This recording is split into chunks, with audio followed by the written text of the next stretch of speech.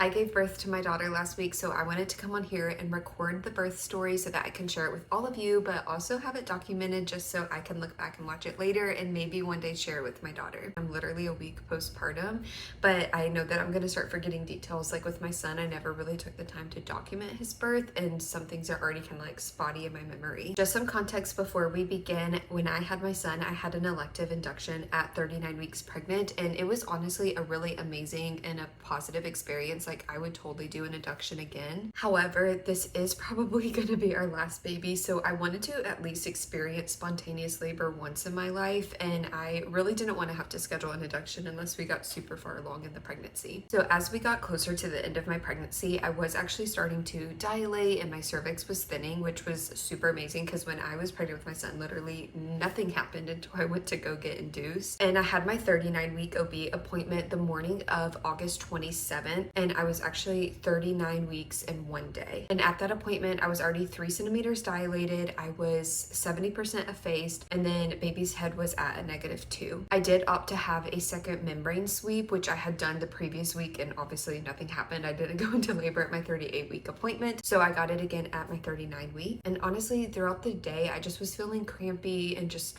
really tired. But I think there was a part of me that like knew I was going to go into labor because I kind of like finalized all the things with like our hospital bag, and I just spent most of the day with my son. And then when he went down for a nap, I took a very long nap outside. It felt amazing, but I just really felt like my body was going to be going into labor. And just as a side note, there was a lot of things that I was doing to prepare my body for labor and also like try to induce myself naturally at home. And I do think that those things like may have helped, or at least like may have made the laboring process easier. So I'm gonna make a whole separate video about all of that. But on Wednesday evening, after my son had already went to bed, I decided that I was gonna try like the viral YouTube video where it's like labor inducing exercises. It's like a 10-minute video and I'll link it down below. It's very like gentle exercises, and honestly it feels really great if you're having a lot of pelvic pain. But I did that, and about, I would say, 15-20 minutes after doing that exercise, I started feeling like really crampy, and those very quickly started turning into contractions. And the contractions were like, I would say 15 to 20 minutes apart, definitely like closer to the 20 minutes. So I was like, okay, I'm not in labor yet. I had definitely had contractions like that before. It felt promising because when I had a membrane sweep at my 38-week appointment, I had like no contractions that were consistent enough to actually like keep track of how far apart they were happening. That all started around like, I would say 8:30-ish or so. My husband and I decided to just chill out. We watched a movie, and the whole movie I was just like not feeling good. I kept like tossing and turning, and I think eventually like I had my husband, I was like, can you just like scratch my back? Can you kind of rub my back? I just did not feel very good, but still the contractions were like 20 minutes apart, and they just felt like period cramps. I was still able to talk through them. I could move around while they were happening. They were not intense enough to say that I was in active labor. We ended up going to bed around 11, which I really wish I went to bed earlier, but I fell asleep, and again, the contractions were far enough apart. I was able to sleep, so that's also a good sign. And then I woke up around 2 a.m. and I went to the bathroom, which is like my usual bathroom time, but I just felt like things felt different, and I could feel the contractions starting to happen, which they may have been happening the whole time I was sleeping. I really don't know. I was like super passed out. I was exhausted. But when I woke up around 2, they were just starting to come closer and closer. And so I started tracking them, and we were sitting at about like 9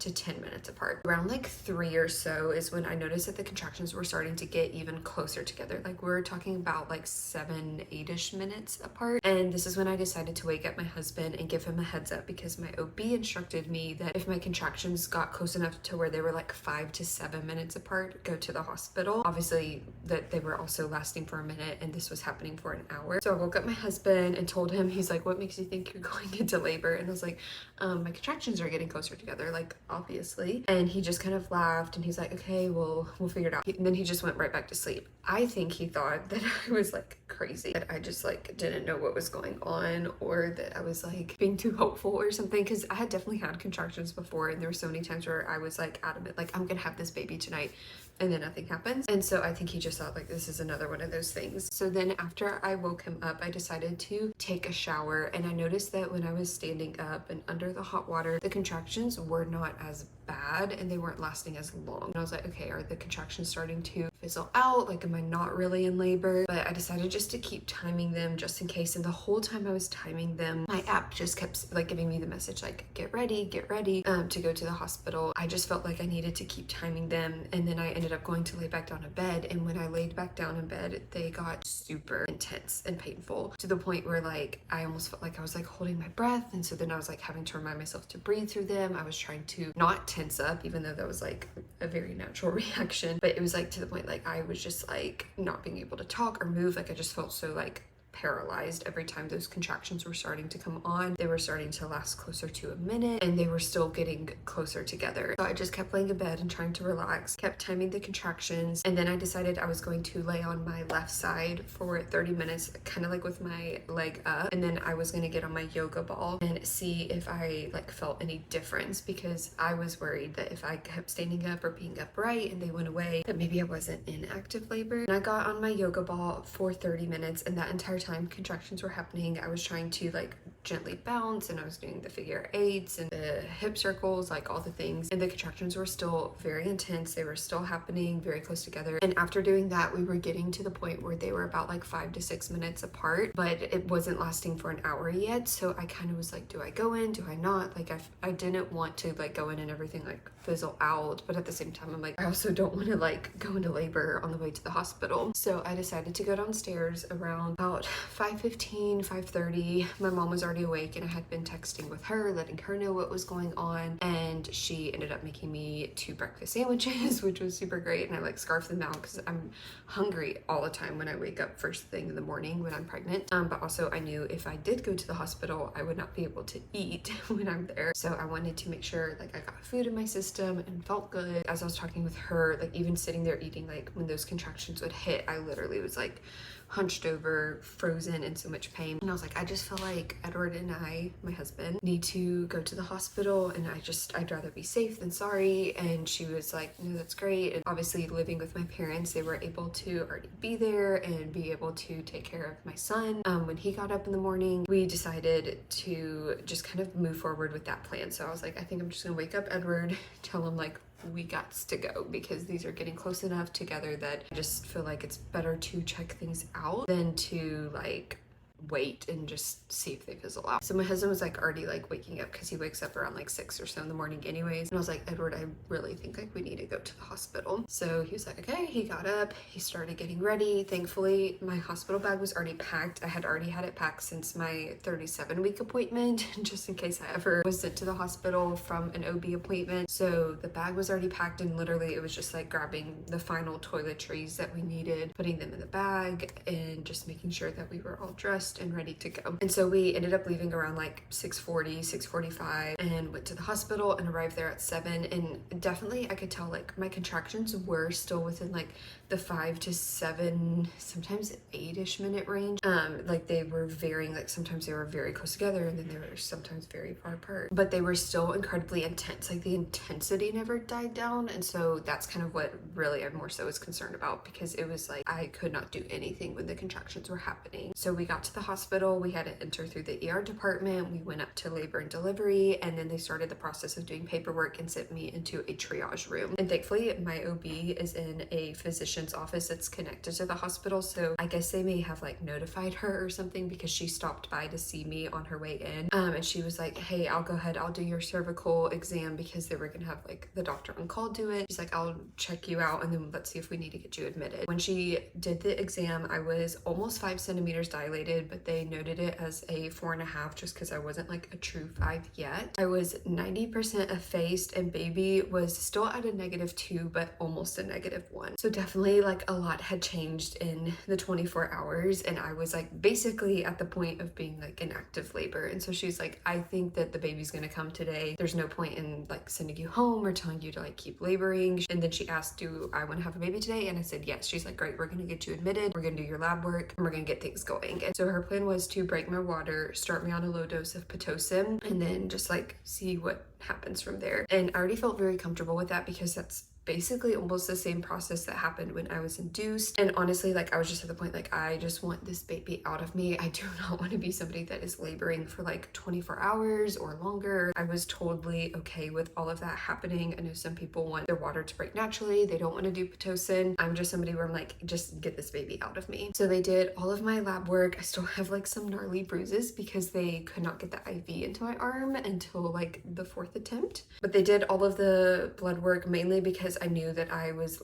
likely going to get the epidural and really wanted to get the epidural. The only time I would consider not getting the epidural is if I went to the hospital and things were already like way too far along to be able to consider that. But since I was not even 5 centimeters yet, I knew I wanted to get that inserted into my back. And they got us back into a room, got me on the bed. Obviously I was hooked up to all of the monitors and things like that. And so really it was just like waiting for the blood work to come back. Then it was around like I'd say 10:20, 10:30, my nurses came in and let me know that my platelets were at a 57, which sounded so terrifying because if they're under 100, they won't do an epidural because there's a lot of like huge risk that could happen if your platelets are really low. And I just didn't really understand because I was like, they really shouldn't be that low. And it really freaked me out because basically they told me that this like indicated that I could have something worse than preeclampsia, which is HELP syndrome. And I was like, what the heck is going on? Like I've not had any symptoms of anything this whole pregnancy, and that's even like what they were reaffirming. I had no protein in my urine and my blood pressure was good. I gained weight at a very like steady rate throughout my pregnancy. I wasn't incredibly swollen or things like that, like some of these like typical preeclampsia symptoms. And so they wanted to do my blood work again and then do additional blood work and then send that off to the lab. My nurses were so sweet and supportive and basically explained to me that if my platelets were actually that low, I would have to do an unmedicated birth. I could not have an epidural. They would be able to give me IV painkillers up until I was 6 centimeters dilated, which at this point I could have already been. I hadn't had another cervical exam. And then they would have to cut off the IV meds and then they could give me as much as I wanted after delivering. The second option was they could put me under, and so I'd have to go to sleep and have a C-section, which I knew immediately I did not want. I would rather do an unmedicated birth than have to do a C-section. C-section mamas are like a whole different breed. I can't imagine what that healing process is like, and I had a really amazing birth with my son where I was able to give birth to him vaginally. I did not want to have a C-section if I didn't need to have one. And the third option was I could go home, which just really didn't make sense. And at this point, again, I still didn't know how dilated I could have been, so I just felt like my only option was to go unmedicated. But they did all my blood work again, and they're like, we are going to like keep pushing the lab and make sure we get an answer in the next 30 minutes because we know you're hurting. We want you to be able to get the epidural and like start the whole process, because at this point they still had not broken my water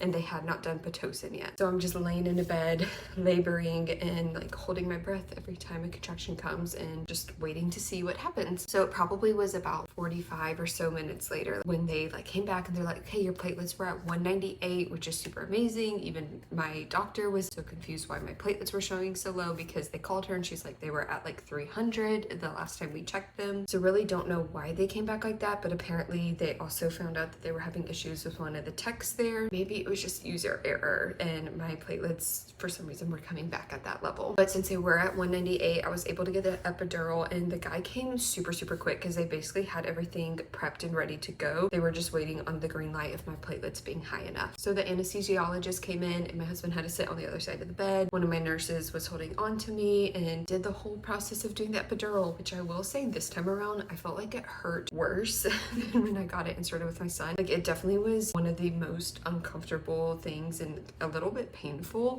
But also when I gave birth with my son, I did have like IV meds, so I don't know if like those helped to make the pain of the epidural not feel as bad. I don't really know. This time I could definitely really feel it, especially like more so on the right side of my back. It just felt like so much pressure, and I got laid back down and everything was pretty much like good to go. Like, let's keep moving forward with the whole process of going into labor. So then my OBGYN unfortunately was taking a half day, so I was handed off to a different doctor in her practice. She came in, she talked to me for a little bit. She was super nice, and honestly I've really liked all the doctors that are a part of my OB's practice. But she came in, she broke my water, which was super quick, and like I didn't realize that she like already was doing it, and all of a sudden I just felt a pop and a gush, and I literally was about to say, oh my gosh, my water just broke, because they were like kind of like moving me around. And so I was like, did my water just break on its own? And then all of a sudden I had the realization like, oh, she must have like done it super quickly and my water's broken now. So my water was broken at 12:28 p.m. And so when my water was broken, I was at about like 5 to 6 centimeters dilated. Again, anytime you're like between two, they just put it as like halfway down. So they put me at 5.5 centimeters. Even when she was kind of like doing everything, I could definitely feel like the left side of my body had so much more feeling to it. And so then I was kind of worried about like, am I gonna feel everything? Or obviously they needed to come and do like the whole catheter and everything so that they could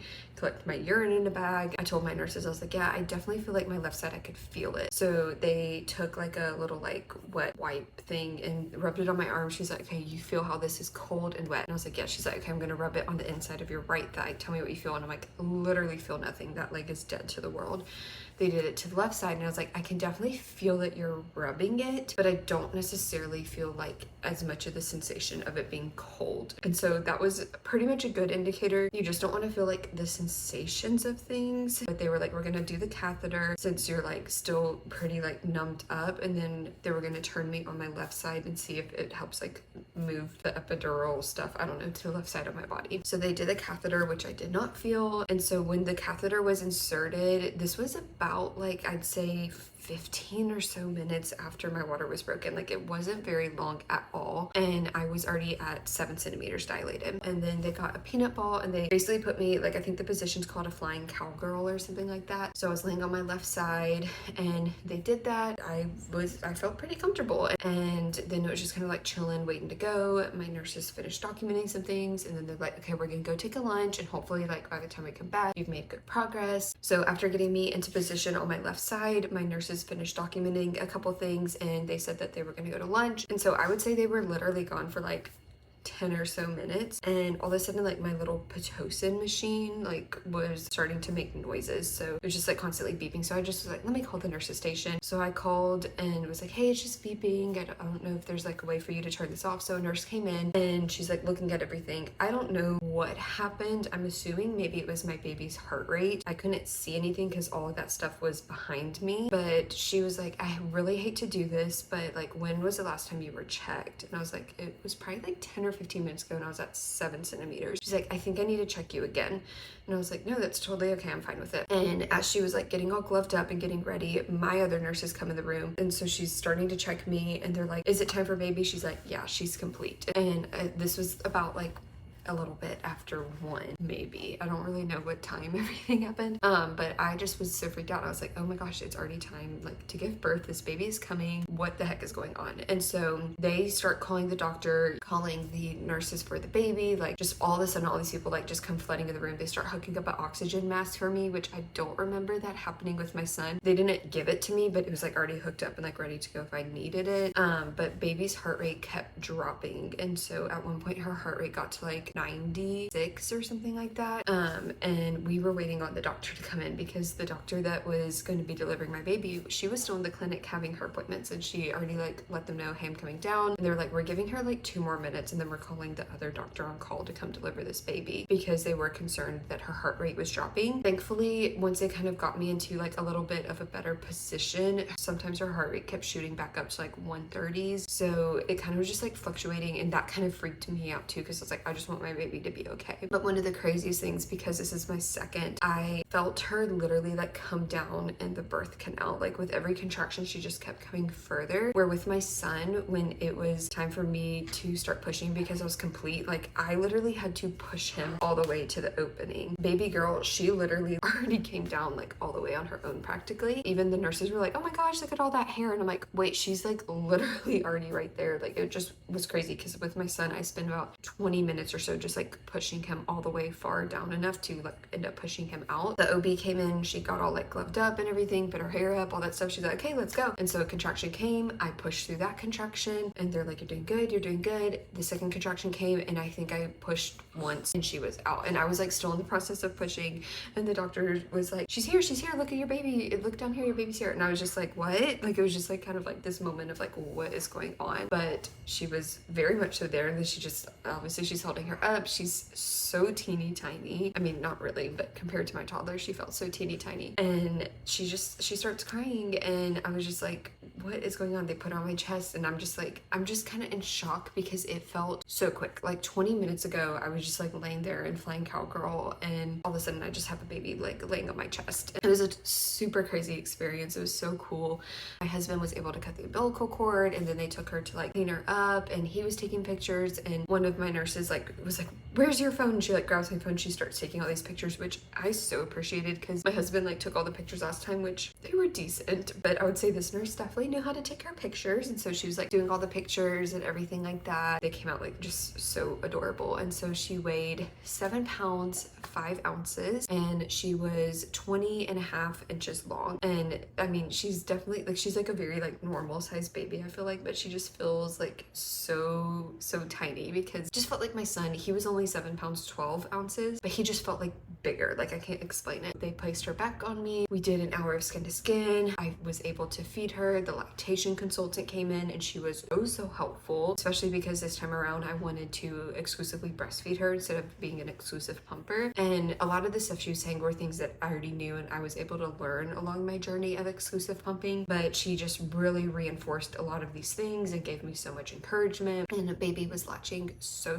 well. It was just crazy because all of a sudden my daughter Emerson was born on August 28th at 1:30 p.m. and she's just absolutely like perfect and the cutest little baby, and it was just so fast and crazy. And I'm glad I went to the hospital and listened to myself, because I definitely felt like I was in labor, but I really was starting to question myself because I didn't know. I'd never been in labor before. I never got to experience spontaneous labor, and I just felt like I was gaslighting myself a lot of it. But I'm glad that I did listen to my instincts and I listened to my body, and I felt like I went to the hospital at a really great time, and it gave us time to like get everything done and ready. Now I am a mom of 2, and it was just such an incredible process, and I'm so thankful that I had 0 tears, which was amazing. And the recovery this time around has been so incredible and so much easier feeling than it was with my first. Even like the bleeding, we're a week postpartum and the bleeding is like almost completely done, which is